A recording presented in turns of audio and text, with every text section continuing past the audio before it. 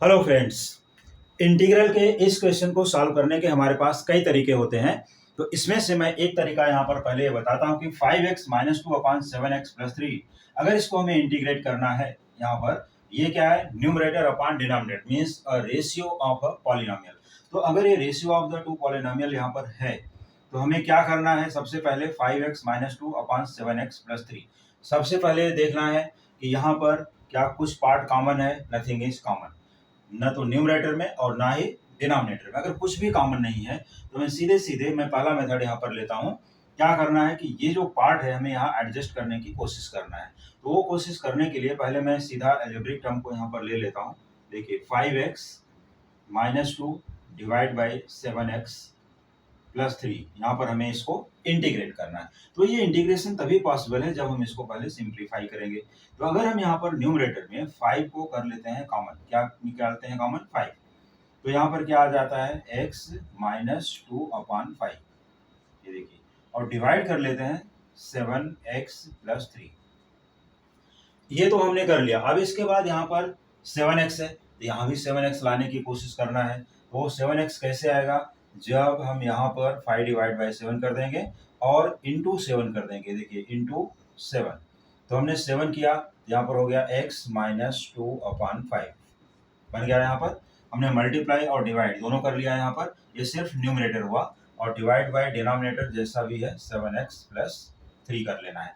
इसके बाद क्या करना है, इसके बाद सीधा सीधा ये 7 का मल्टीप्लाई अंदर कर लेना है। ये देखिए, तो जैसे मल्टीप्लाई करोगे यहाँ पर ये 5/7, इसको हम बाहर ही रखते हैं 5/7 को, और इसको जब मल्टीप्लाई करेंगे तो यहाँ पर हो जाएगा 7x माइनस 14/5 और डिवाइड बाई 7x प्लस 3।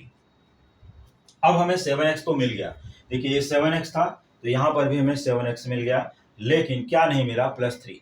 अगर प्लस 3 नहीं मिला है तो दोस्तों बहुत आराम से हो जाता है। यहाँ पर प्लस 3 कैसे आएगा, देखिए ये 5/7 है, यहाँ लिख लीजिए 5/7, फिर इसके बाद ये ब्रैकेट में दिया हुआ है 7x। अब यहीं पर सोचना है हमको, क्या लाना है, प्लस 3। तो एडिंग एंड सब्ट्रैक्टिंग यहाँ पर कर देते हैं 3, ये देखिए, और उसके बाद कांस्टेंट वहाँ पर है -14/5, वो भी लिख लिया, और whole divided by 7x plus 3 जैसा था वैसा भी हम यहाँ पर लिख देंगे। ठीक, इसके बाद अब यहाँ 5/7 है, इसको हम जरा अलग करते हैं। 5/7 हमें कितना पार्ट चाहिए फर्स्ट में, ये पार्ट हमें चाहिए फर्स्ट, ये देखिए इतना पार्ट क्या है, ये 7x प्लस 3, तो हमने यहाँ पर ले लिया 7x प्लस 3। अब इसके बाद देखिए -3 और -14/5, तो 5 इंटू 3 15 हो गया, 15 और ये 14 दोनों को ऐड कर लेना बिकॉज ऑफ माइनस साइन, तो -29 आ गया यहाँ पर, ये हो जाएगा -29, और डिवाइड बाय कितना हो रहा है 5, ये कर लीजिए डिवाइड बाय 5, और ये 5/7 का मल्टीप्लाई दोनों ही केसेस में हो रहा है, तो यहाँ पर हमें 5/7 लिखना नहीं भूलना है, ये लिख दिया, और यहाँ पर हम प्लस का साइन डाल देते हैं क्योंकि माइनस हमने यहाँ पर ले लिया है, इसके लिए अभी फिर बाद में माइनस हो जाएगा। इसके बाद ये न्यूमरेटर क्या है, यहाँ पर sorry denominator 7x plus 3, numerator का एडजस्टमेंट हो गया। यहाँ 5 कैंसिल होता है तो कैंसिल करते हैं, यहाँ पर नहीं कैंसिल होता तो नहीं करना है। ठीक है, अब इसके बाद क्या करोगे, देखिए अभी हम जस्ट एक इसका अलजेब्रिक सिंप्लीफिकेशन यहाँ पर कर दे रहे हैं। ये आता है 5/7, इसके बाद ये है 7x प्लस 3, ये भी लिख लिया, डिवाइड बाई 7x प्लस 3, यहाँ तक आ गए। अब इसके बाद यहाँ क्या बचता है, माइनस, देखिए प्लस इंटू माइनस, पहले भी माइनस ही था, -29/7, और डिवाइड कर देना है 7x प्लस 3। ये जो पार्ट यहाँ डिनोमिनेटर में है ये हमने इसको सेपरेट कर लिया। ये जो हमारा न्यूमरेटर अपॉन डिनोमिनेटर था इसी को हमने सिंप्लीफाई करते करते यहाँ तक हम लेके आए। जैसे यहाँ पर हम पहुँचते हैं देखते हैं कि 7x+3 ये सेम है, इनको कैंसिल कर देना है, और कैंसिल करने के बाद हमारे पास क्या बचता है वो देखिए 5/7 यहाँ पर सिर्फ बचेगा, 5/7 लिखना है, फिर -29/7, ये कांस्टेंट टर्म है, देखिए पूरा का पूरा कांस्टेंट है, तो 29/7 ऐसे लिखना है, और फिर 7x प्लस 3 यहाँ पर इस तरह से लिख लीजिए 1/7x प्लस 3 इंटू करके, इंटू 1/7x प्लस 3। अब हमें ये जो इंटीग्रल था ये इंटीग्रल को ही इसके इक्वल लिख देना है। तो यहाँ पर it is equal to integral of, देखिए 5/7 इसका इंटीग्रल कर रहे हो 5/7 dx, और माइनस के साथ यहाँ पर है -29/7 कांस्टेंट है, तो हम इंटीग्रल से बाहर ले लेते हैं 1/7x+3 dx, ये पार्ट आ गया। ठीक है, तो इतना पार्ट करने के बाद अब इसी को इंटीग्रेट कर देना है। तो इंटीग्रेट करने के लिए अब इसको मैं यहाँ पर लिखता हूँ।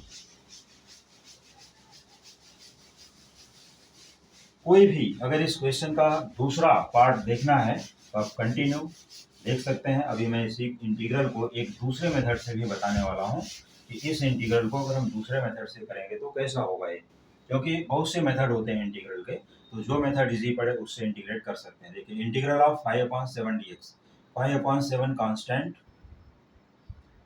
इंटू एक्स, यहाँ पर 1 dx है दैट इज एक्स, माइनस 29/7 जो इसका फार्मूला अब यहाँ पर लगाना है, इंटीग्रल ऑफ 1/7x+3। तो इंटीग्रल ऑफ 1/7x+3 का जैसा कि मैं फार्मूला अपने प्रीवियस वीडियो में बता चुका हूँ और आज भी बता रहा हूँ, इसका इंटीग्रल कभी भी करना है तो अभी सीधे सीधे लिख देना है log ऑफ 7x+3, और जो भी कोफिशिएंट ऑफ x है उसको डिनोमिनेटर में डिवाइड करके ले लेना है और प्लस कांस्टेंट ऑफ इंटीग्रेशन।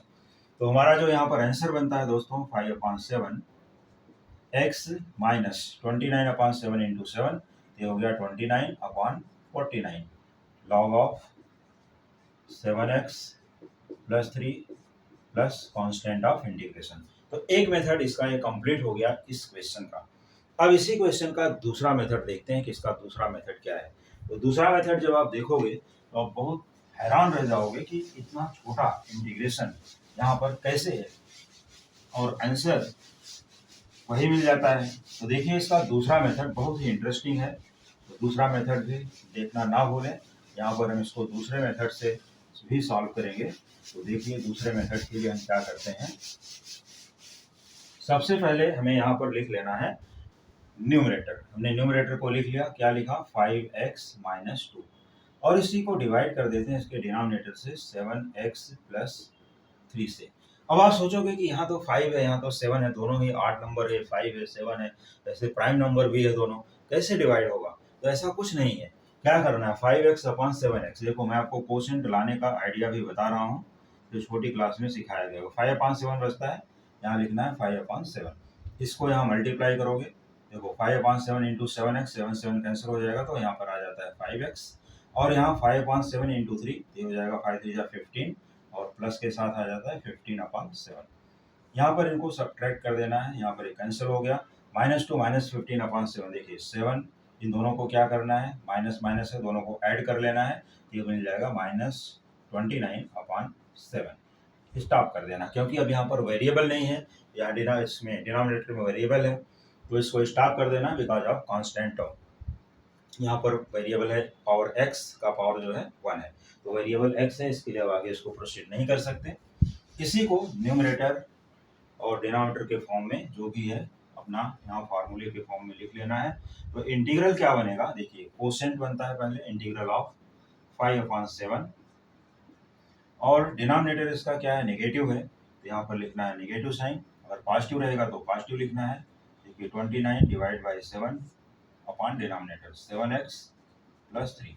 तो आपको देख करके बहुत हैरानी होगी कि हमने पहले मेथड में इतना लंबा प्रोसेस करने के बाद इसी को पाया था, लेकिन वहां पर एक बात यह है कि आपको लॉन्ग डिवीजन नहीं करना पड़ा, यहाँ पर लॉन्ग डिवीजन करना पड़ा। तो अब इसी को इंटीग्रेट करना है, इंटीग्रल ऑफ 5/7 dx, और 5/7 को भी बाहर ले सकते हैं। इंटीग्रल ऑफ ये 29/7, देखिए वापस से आ गया 29/7, इंटीग्रल ऑफ 1/7x+3 dx। अब क्या करना है, इंटीग्रल ऑफ 5/7, यहाँ पर 5/7 constant taken out, integral of dx is x minus 29/7 into log of 7x+3 plus constant of integration, लेकिन कोफिशिएंट ऑफ x यहाँ 7 है, इसको डिवाइड बाई 7 करना ना भूलें, और यही 7 इंटू 7 हो जाता है 49, जैसा कि पहला भी आंसर वही आया था कि 5/7x minus 29/49 log of 7x+3 plus C for constant of integration. तो इस तरह से ये इस टाइप के कोई भी इंटीग्रल अगर आते हैं तो आसानी से कंप्लीट कर सकते हैं, कोई भी इशू नहीं है। अब इसी के साथ यहाँ पर मैं एक दूसरा क्वेश्चन भी बताने वाला हूँ कि अगर मान लो कि क्वेश्चन में कुछ रेशनल पार्ट, यहाँ पर पावर या तो पावर ऐसा बोल दीजिए कि कुछ फ्रैक्शंस आ गए, रेशनल पार्ट आ गए, तो उनको कैसे इंटीग्रेट करना है। तो इनको इंटीग्रेट करने का भी तरीका बहुत ही आसान है।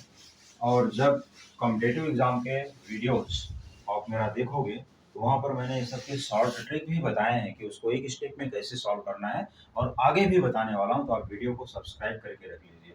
तो जैसा यहाँ पर अब देखिए क्वेश्चन मैंने यहाँ पर ले लिया, यहाँ पर 3x प्लस अब यहाँ पर आ गया √5। सपोज करो कि ऐसा क्वेश्चन है और डिवाइड बाय यहाँ पर हो गया √x dx। तो अगर इस तरह से क्वेश्चन आया तो इसको कैसे इंटीग्रेट करना है। तो इसको भी इंटीग्रेट करने के लिए क्या करना है, integral of 3x upon √x। हमने पहले इसको सेपरेट किया, √5 अपॉन √x। इस तरह से अलग अलग लिख लेना है दोनों को।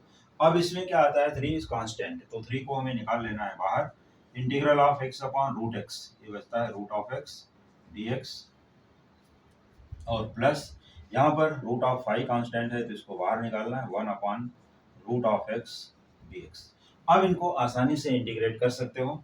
देखो यहाँ पर आ जाएगा 3 √x means x raise to half, तो x raise to half plus 1 upon half plus 1, ये हो जाएगा कितना 3/2 अपॉन 3/2, तो x रेज टू 3/2 अपॉन 3/2 ये लिख लिया हमने। और प्लस √5 कांस्टेंट, √5 लिया, इंटीग्रल ऑफ 1/√x मीन्स अगर हम इसको न्यूमरेटर में करते हैं तो x raise to minus half होता है, तो x raise to minus half plus 1 upon minus half plus 1। तो ये जब सिंप्लीफाई करोगे यहाँ पर मिलता है 2√x means integral of 1/√x is 2√x plus constant of integration that is c। अब यहाँ पर ये देखिए 3 हो जाएगा कैंसिल, 2 गोज टू न्यूमरेटर, तो यहाँ पर 2x raise to 3 upon 2 plus 2√5 into √x plus constant of integration, ये रहा इसका सोल्यूशन। इसको x√x भी लिख सकते हैं, x इंटू √x, और फिर √x दोनों में कॉमन भी कर सकते हैं।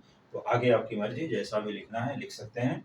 तो इंटीग्रल के इस टाइप के क्वेश्चंस को सॉल्व करने का यही तरीका है जो हमने आज के इस वीडियो में आपको थोड़ा बेसिक सिखाया।